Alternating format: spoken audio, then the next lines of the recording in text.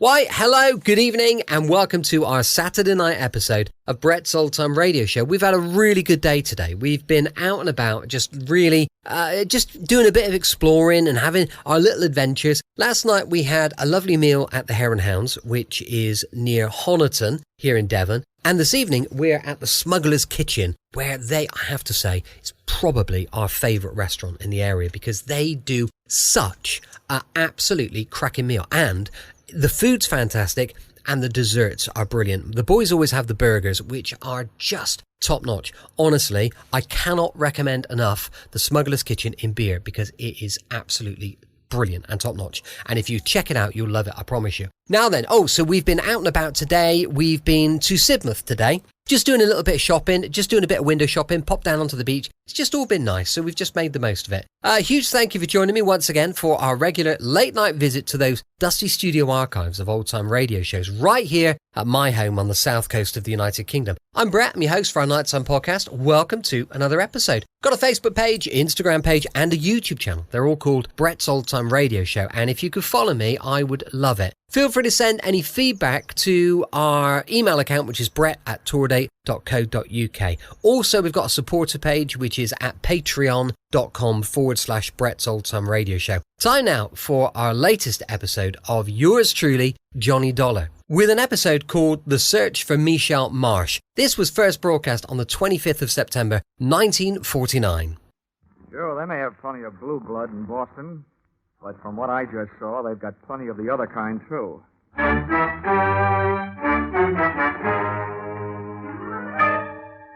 This is another in the adventures of America's fabulous freelance insurance investigator, Johnny Dollar. At insurance investigation, Johnny Dollar is only an expert. At making out his expense account, he is an absolute genius.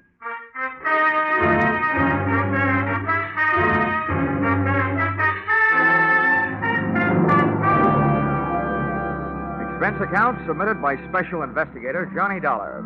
To Home Office, Tri-State Life and Casualty Insurance Company, Hartford, Connecticut. The following is an accounting of my expenditures during my search for your missing policyholder, Miss Michelle Marsh. Or, she came in like a lion and went out on the lamb. Or, she should have been banned in Boston. Expense account, item 1. $2.85. Railroad transportation, Hartford to Boston. Expense account item 2, $1.80. Cab fare to the corner of Longwood and Huntington Avenues, a half block from the apartment house that was Miss Marsh's last known address. Boston may be called the cradle of liberty, but somebody else got rocked to sleep that morning on Longwood. The shots came from 2 carbines and 2 men in one light tan club coupe parked across the street. I waited long enough to memorize the license number as the pot rotted out of there, and then I headed for the victim. My heart was pounding, but not from exercise. He'd been sprayed coming out of a doorway that, in another 20 seconds, I would have been going in. But the coincidence didn't stop there. Take it easy now, will you? We'll get you some help. Do you know who did it? March. What? I didn't get you. Tell him. Ask. Michelle March. Michelle March? Well, that's who I'm looking for. What's she got to do with it? Can you hear me? What's Michelle March got to do with it?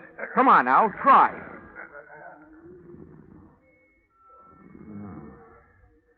I wonder if I should have stayed in Hartford. I didn't see it happen, but I sure heard it. Like a shooting gallery. I was inside the shop, and, brother, that's where I stayed. Hey, Mr. How is he? Can you tell? Yeah. Let's just say you don't need to stand back to give him air. He can't use it.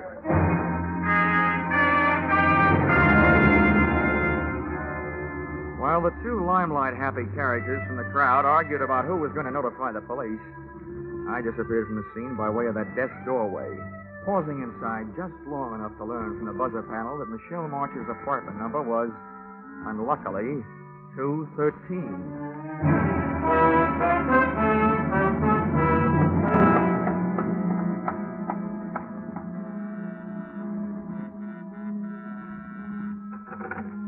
I didn't bother to look for the apartment house manager. I didn't even bother to pick the lock. I put my shoulder to work on the door.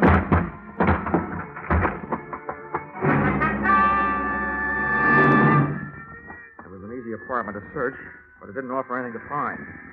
The only thing even faintly resembling a lead I found on the floor behind the bureau.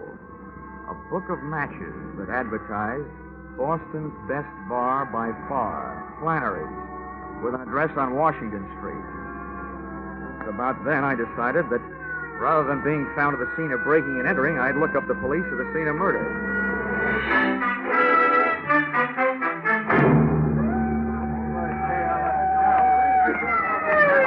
All right, keep moving, folks. Tear them out of here, Sergeant. You'll have to give them Here he comes, George. Here, you guys. Send it over. Oh, who are you there?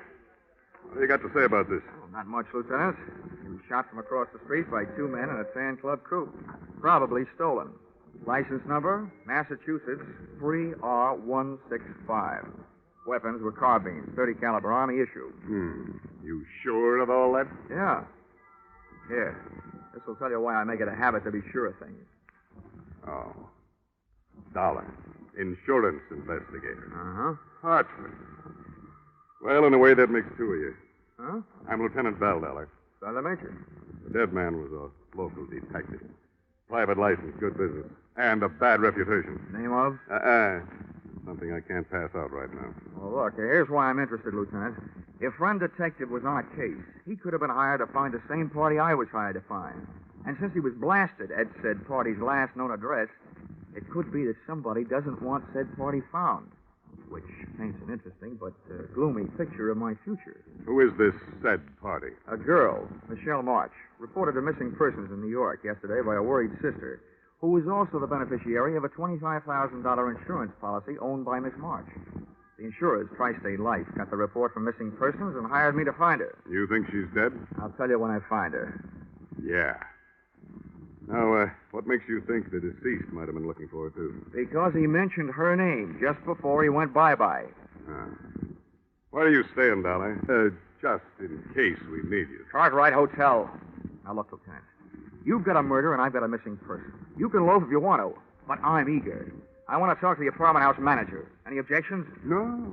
Go right ahead, Dollar. Good luck to you.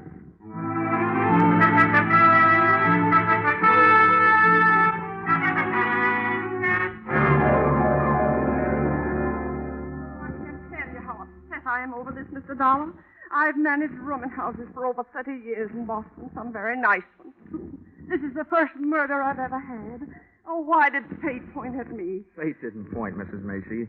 The gentleman was knocked off because he was involved with one of your tenants. Oh, that's impossible. I've tried so hard. References, my own personal observation. Oh, I'm glad to hear that, Mrs. Macy.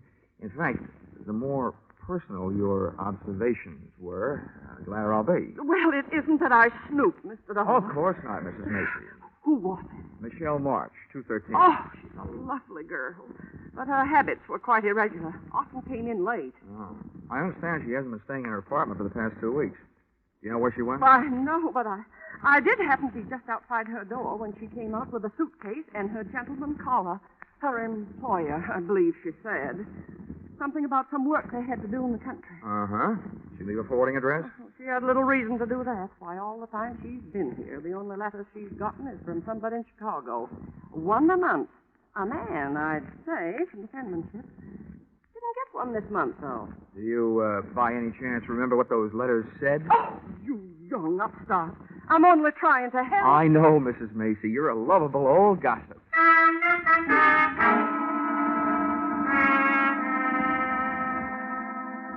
After Mrs. Macy chased me out of her apartment, I questioned some of Michelle's second-floor neighbors. What they gave me only augmented the story I already had. She hadn't been seen in the company of anyone for 4 or 5 months, until Dapper, medium build, and swarthy took over. All of them had seen him. None of them knew his name, but they all agreed he was the guy Michelle Marsh had marched away with. Everything I learned added up to a dame getting tired of waiting for somebody in Chicago and ducking out with somebody else. It would have looked that simple if it hadn't been for that detective who had so recently taken up new headquarters in the city morgue.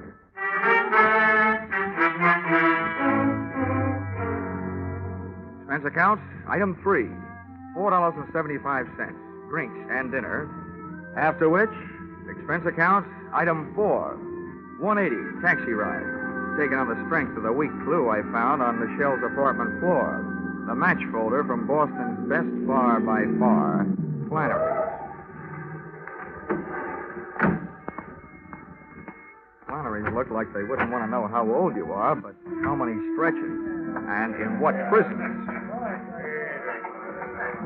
Above a row of greasy bottles, the wall behind the bar was covered with pictures of fighters, right from old John L. up to Rocky Graziano. But none of them looked as brutal as the 8 or 10 gorillas who had their feet on the brass rail. I decided this was no place to ask for a lady, so I asked for a drink. Yeah? Straight rye, double.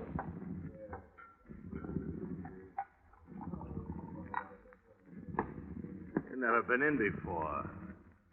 Where are you from? I'm trying to forget. Has, Blackie been around lately? Who's Blackie? Well, maybe that's not his full name. It's the one I knew him by. He wore a lot of sharp suits, about medium build, dark, swarthy. That could be anybody. Now drink your drink, pay for it, and move along. Now, wait a minute. Now, I haven't got anything against the guy. I'm looking for a dame that's with him, see? What's the freeze for? I need the room, expecting a private crowd. Now beat it. I'm off, Flannery. Maybe I want to talk to these guys. I'll see that, Flannery. Yeah, I Look, told Joe I'd beat him at the... I'll get closed up again if I give any more trouble this week. Take him outside, Roxy, huh? Shut up. What's this Niles name you're looking for? Michelle Marsh. You know her? Yeah. Let's go someplace and talk. Thanks for the invitation, but let go of the arm. You get gangrene when the circulation is cut off. Sorry. Come on. What makes you so upset about the lost Michelle? What do you want with Louis Marine? Louis Marine? If he's the guy she's with, all I want him to do is to point her out. You and me might get along at that. It'd be worth plenty to... Look out! Get this Bible! Hey!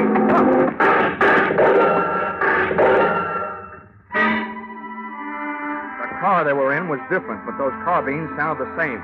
I rubbed my nose raw, trying to bury my head in that sidewalk. I knew they had to empty those carbines sometime, but instead of sounding better, it started to sound worse.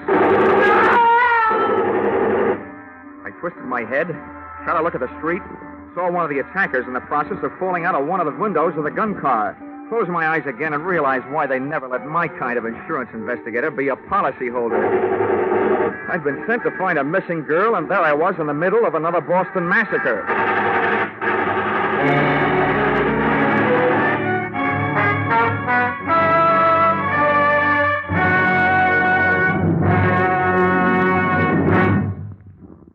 You're listening to Yours Truly, Johnny Dollar, starring Charles Russell.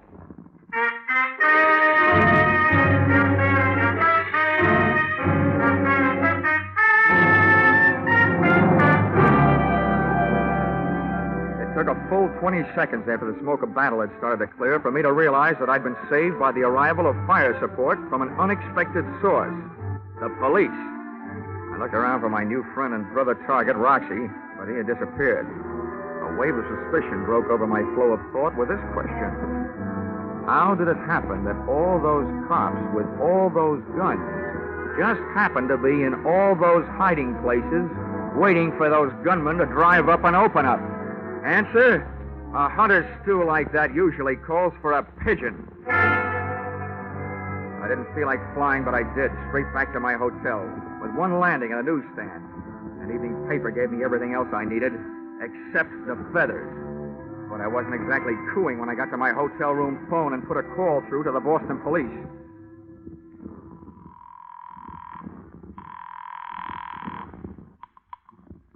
South Precinct, Sergeant Miller. Give me Lieutenant Bill on homicide. One moment. Homicide, Lieutenant Bill. This is Dollar, Lieutenant. Oh, Dollar, sure. I'm glad to hear from you. I'll have your badge for this. What did you say? The evening paper. Quote, Boston private detective, whose name has been withheld by police, was slain today, presumably to stop his search for a missing girl. It was learned by this paper from reliable sources. Oh, now, Dollar. That another investigator still alive has joined the hunt for the girl. Well, Johnny Dollar, well-known Hartford insurance sleuth, checked into room 705 at the Cartwright Hotel today. Well, You want more? Why, I can't understand it. I told the boys not to say a word. I think the boys didn't. Oh, now, see here. A man would have to stoop pretty low to use methods like that. You probably touch your toes every morning for practice. Well, I hope you got the results for your stakeout in front of Flannery's. You got 2 hot carbines and a hot car. The evidence that could have talked, those gunmen, are so full of police lead that your only chance of learning anything now is to find somebody strong enough to pick them up and write with them. Now, wait a minute, Dollar. You know who hired them? Well, I'll find out. When you get confused, check with me. I think I know. Now, do I get the name of that private detective? The deceased? Well, I don't see any harm. Bernard Knight. Hired by? Well, all right, Dollar. If you'll cooperate, I will. According to his files, he was hired by Roxy Morris to find the girl. Now, who hired the gunmen? I think, but don't know that they were hired by a gent named Louis Marine to stop Roxy Morris from finding Michelle Marsh. Why? We'll have more about that later. But if you'll put a search on that pair of names, I'll look for a good night's sleep.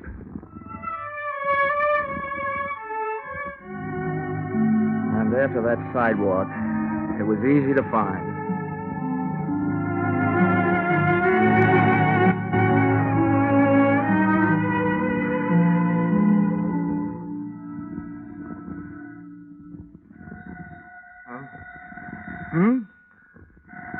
Oh, Boston. Hello. Good morning. Hello, is this Mr. Dollar? Wait a minute till I pick you up off the floor. Who is this? Is this Mr. Dollar? Yeah, it is. Well, this is Michelle March. Huh? Well, good morning, Michelle. I've been looking for you. That's why I called. I read that you were hired by my insurance company. Yeah, that's right. They don't like disappearing policyholders. Well, let me tell you this. If they want to save the money, they'll have to pay for me. Stop looking for me. What are you afraid of? That Roxy Morris will follow me? What do you know about Roxy? They'd like to find you and Louis Marine. What did he tell you? Oh, what counts is that I filled in what he didn't tell me. Namely, that he was in Chicago for a year, and you were supposed to be waiting for him in this fatal apartment on Longwood Avenue. But instead, Louis Marine landed, took the situation well in hand, and captured you for himself. You're just trying this on for size, aren't you? If it fits, keep it on approval. The point is, there are too many people looking for you to stay lost. Where can I meet you? How do I know I can trust you? I can't trust anybody. Look, I'm still working for insurance company, so my greatest interest is keeping you alive, not selling you out. What about the police?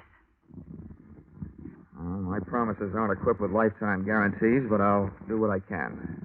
If you tell all, and if the story is big enough, they should be willing to make a deal. It's big, all right. They'll clear something out of their books that's been there for a year. Where do I meet you? You know where Charlestown is? Oh, I know it's part of Boston. Take the subway and get off at City Square. An hour from now. I'll be in a bar. The Gangplank. On Chelsea Street. Near the Navy Yard. Okay, sweetie. I'll be there. Up until now, whoever's been doing the shooting has used everything but battleships. Even though Michelle's story sounded like trap bait, cheesy indeed, I had to take a chance. I dove into a cab and had the cab dive into the top of Hanover Street and down to Boston's North End. Playing quiz games with strangers in that section is called Take It or Lump It. But a few well-placed 20s led me to a neighborhood undertaker who had the officially unproved reputation of creating a large demand for his own services. We swapped donations. I gave him $50, and he gave me a large out of the corner of his mouthful. Listen to me good. About a year ago, the laws picked up a Roxy Morris on a suspicion. They had a good idea. He'd heisted a 75G payroll.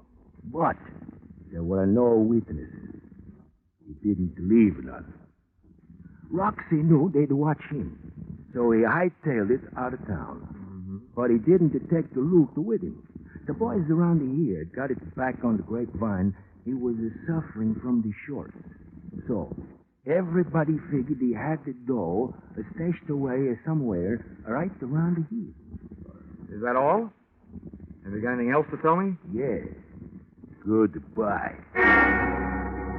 I I didn't like the way that undertaker said goodbye. I legged it up to the subway station marked Union, went down in and caught a train for Charlestown. Once at City Square, a 3-block walk down Chelsea Street produced the Gangplank Bar, which in turn produced that nose-bruising smell which comes from slopping beer on sawdust. Out of place in the place sat Michelle Marsh. She was a good looker, with a bad look. And if I had been Roxy Morris, I would have elected her the last national bank. I flopped into a booth beside her. She turned her head my way, looked me straight in the kisser, blew a smoke ring at me, and popped 2 words through it. You Dollar? Yep, I'm Dollar. You March? I'm Michelle March. Well, so far so good. It's nice hearing you breathe. That means Tri-State Insurance can keep its nice $25,000. Only if you keep me this way, Mr. Dollar. And that might prove to be a difficult thing to do. Oh, maybe not so difficult. Why not? Well, you indicated yourself that your magnetic personality might suddenly attract a few steel-jacket bullets. That means there'll have to be somebody to pull the trigger. So all I have to do is to sit around and see who tries to take a shot at the target. You. And we've got our man. It's not that easy. I'm in trouble 3 ways. And it's hard to see 3 ways at once. Look, I know all about Roxy Morris. He swiped $75,000 and gave it to you to mine. You don't know the half of it. 2 months after Roxy was gone, a guy named Louis Marine came to me with a story that Roxy had sent for $20,000. I gave it to him. Then he told me that Roxy had never sent for it. And that if I squawked, he'd convince Roxy that I'd fallen in love with him and just given him the money. Either that or he'd tip off the police. He had me going and coming. Nice fellow. He wouldn't leave me alone. He made me give him $15,000 more of Roxy's money. And 2 weeks ago, I got word through to Roxy in Chicago. He blew up. Turned on me. I've been running from him ever since. He wants his $75,000, all of it. And I haven't got it. Oh, seems like you've been taking chances all the way. Now, you know what I want you to do? No, what? Take one more.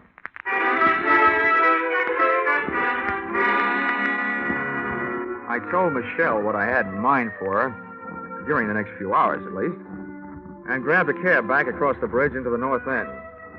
Expense account item 5, $50. Another donation to my expensive undertaker. This time I paid him for talking, but not to me. Then I took over the telephone and dialed my way through to the guy to whom I was about to give a chance of becoming the ding-dong daddy of the Boston Police Force, Lieutenant Bell. Yes, Dollar, this is Lieutenant Bell. Bell, how would you like to get the goods on Roxy Morris? I'd like it fine. Okay. And along with that, how'd you like to pin a receiving stolen property rap on Louis Marine? I hope you aren't just being salty, Dollar. I'm not, Lieutenant. Now, look, you may have to do some trading with the gal on this deal. Yeah? You may have to promise her some time off for verbal good behavior. Well, such things are possible. All right, what's the pitch? Listen, I have baited a tall, thin granite trap for Roxy Morris and Louis Marine. The bait is Roxy's ex-girlfriend, Michelle March. Okay, what then? I had a tipster call Roxy Morris and tell him that Louis Marine was meeting Michelle at a certain place at 3 o'clock this afternoon. Yeah? I also had Mr. Blabbermouth call Louis Marine and tell him that Michelle is meeting Roxy at the same time and the same place. What? I had him tell each of the gentlemen that Michelle was meeting the other one with what's left of the money in cash. Oh, you've started a war, Dollar. But if it does the trick, it's worth it. All right. What's my move? First, call the place where I've arranged a surprise party and tell them to get rid of the public. Also tell them to let a girl named Michelle March come and go as she pleases. Also me. Oh, don't tell me you've set this thing up in a public place. Where is it? Lieutenant Bell, what I want is for those 2 characters to run up a blind alley. And when I say up, oh, brother, they got the word the Michelle meeting would be held at the top of the Bunker Hill Monument. Oh, no. And you might remember what General Prescott almost said. Don't fire till you see the red in their eyes.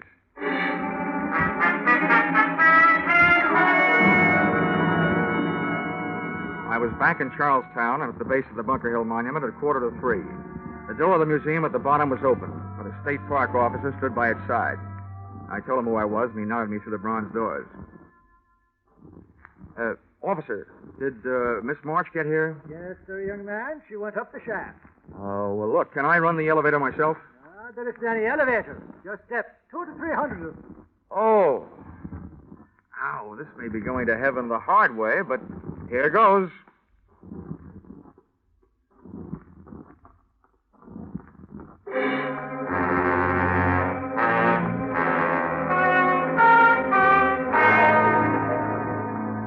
Halfway up the winding granite stairs, I yelled for Michelle.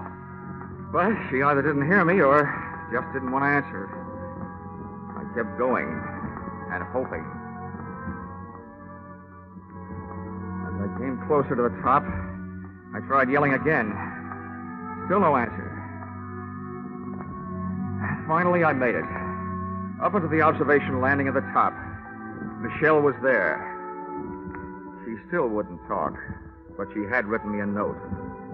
Beside her crumpled figure was a vial that hadn't been filled with perfume. The note was short and to the point.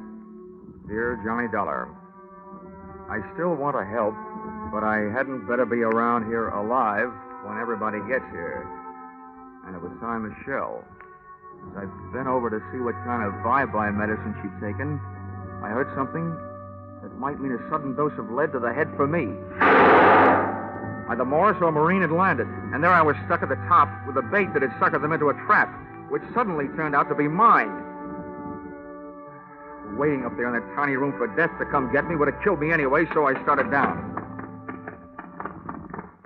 Over the pounding of my heart and my own steps on the granite blocks, I heard the pitter-patter of anything but tiny feet come charging up a narrow staircase. Whoever was coming up and I both slowed down, but my heart didn't. I crept around a curve and my eyes went into a head-on collision with a pair staring back. What are you doing here? I'm a tourist, Roxy. Maybe right, white guy. You may be taking a trip. Who's up there? Up there? Oh, I don't know who they are. Just some girl with a guy she keeps calling Louie. Okay. Let me by. Easy now. Don't try anything. Roxy Morris tagged me with the butt of a .32 going by. But lying there with my head against the cold granite inside wall of the monument brought me back. And conscious was a very dangerous condition for me to be in, because charging up the stairs came another pair of unfriendly feet that couldn't have belonged to anybody but Louis Marine. Who are you? What are you doing here? Well, up until somebody hit me on the head, I was tailing Roxy Morris and his girl. They're up there? Sure, Louis. Yeah, they're up there. Then let me by. Come on. Get up out of my way. Okay. Go ahead, by. Yeah. But wait a minute. I got an idea. Come on, chum. Ahead of me. Up you go. You can affront for me. Move! Louis had a gun at my back, and Roxy had one waiting for me up front. We took the last few steps up to the top real quiet-like. When my eyes came level with the floor of the observation room, Roxy was bending over Michelle, but he snapped up in a hurry and his right hand was loaded with heat. Louis pushed me ahead of him, up and in. I stood there between them, listening to them grind their teeth at each other, with one foot under Michelle's arm. Then I got two big shocks. A scream from Michelle just before she snatched my legs out from under me.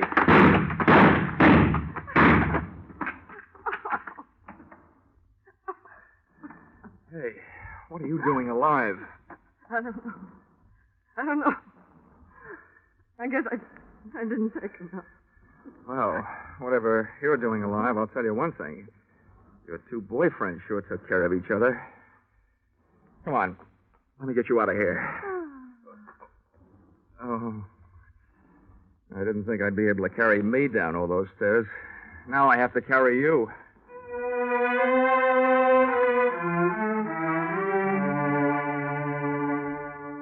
Expense account, item 6, $20. City hospital, having Michelle's stomach pumped out. And the way Michelle took my suggestion that she voluntarily turn herself over to the police was very good. Lieutenant Bell was very cooperative. Otherwise, I might let it be known that the reason that he didn't show up on time to help me in the 1949 Battle of Bunker Hill was because he forgot to reset his watch at the end of daylight saving time. He showed up for our 3 o'clock appointment at 4. Expense account total, $786.00. Signed, yours, truly, Johnny Dollar.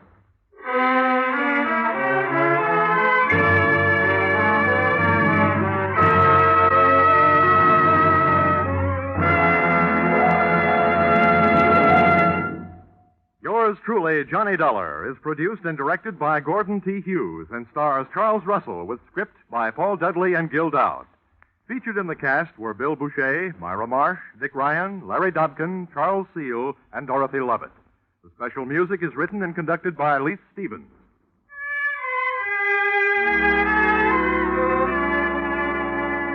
Be sure to be with us next Saturday, October 1st, when another unusual expense account is handed in by Yours truly, Johnny Dollar. That's right. Yours truly, Johnny Dollar, will be heard on Saturday evenings starting next Saturday. And look at who's going to be here at the same time on Sundays. The world's most famous blockhead, Charlie McCarthy, accompanied by a man who shadows him closely as Johnny shadows the suspect, Edgar Bergen. Yes, Charlie McCarthy and Edgar Bergen have joined the great parade of stars to CBS, along with Jack Benny, Amos and Andy, Horace Heidt, and Red Skelton, whose show starts next Saturday, or rather next Sunday also. Don't miss the first hilarious appearance of Charlie and Bergen on most of these same CBS stations at the same time next Sunday night and every Sunday thereafter. This is CBS, the Columbia Broadcasting System. Welcome back. Hope you enjoyed our latest episode of Yours Truly, Johnny Dollar. Don't forget, we'll be back tomorrow for an episode of The Saint going live at 5 p.m. GMT. You can email me on brett@tourdate.co.uk. I'd love to know your thoughts on the show. Also, please do check out our supporter page, which is at patreon.com/Brett's Old Time Radio Show. Thanks for listening. I'll be with you 7 days a week, each and every week, and I'll see you next time on Brett's Old Time Radio Show. Love you. Bye.